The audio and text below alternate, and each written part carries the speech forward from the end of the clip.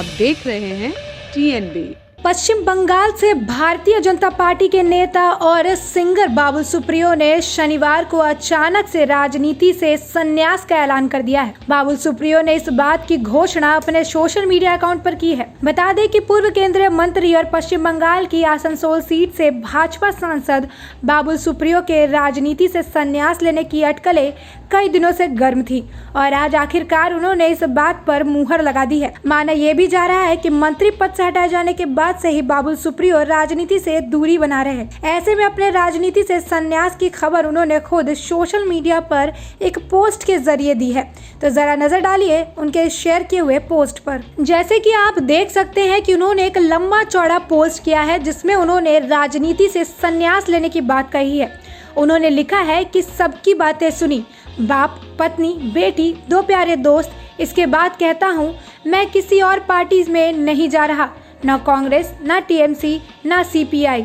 मैं एक टीम का खिलाड़ी हूँ, हमेशा एक टीम का समर्थन किया है। अलविदा शब्द के साथ शुरू हुए पोस्ट में उन्होंने कहा, सामाजिक कार्य करना है तो बिना राजनीति के भी कर सकते हैं।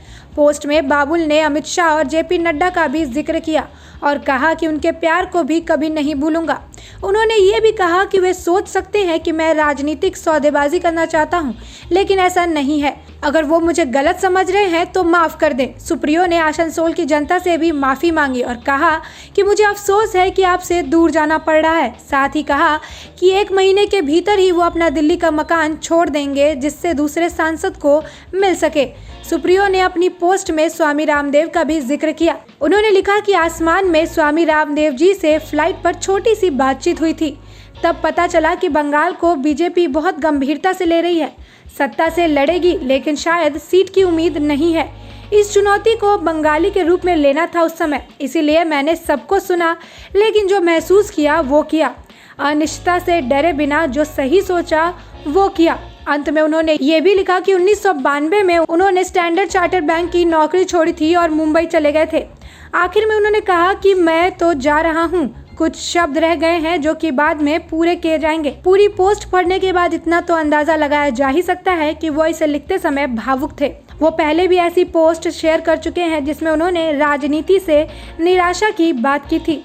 बता दें कि भाजपा नेता बाबुल सुप्रियो ने शुक्रवार को ही अपने फेसबुक पेज से एक के बाद एक कई पोस्ट कर राजनीति छोड़ने के संकेत दे दिए थे। तो आइए नजर डालते हैं उन पोस्ट पर भी। जैसे कि आप देख सकते हैं कि उनके पोस्ट से आशंका जताई जा रही थी कि हो सकता है कि वो कोई बड़ा कदम उठाने वाले हो। ऐसे में उन्होंने राजनीति से संन्यास लेकर सबको चौंका दिया है।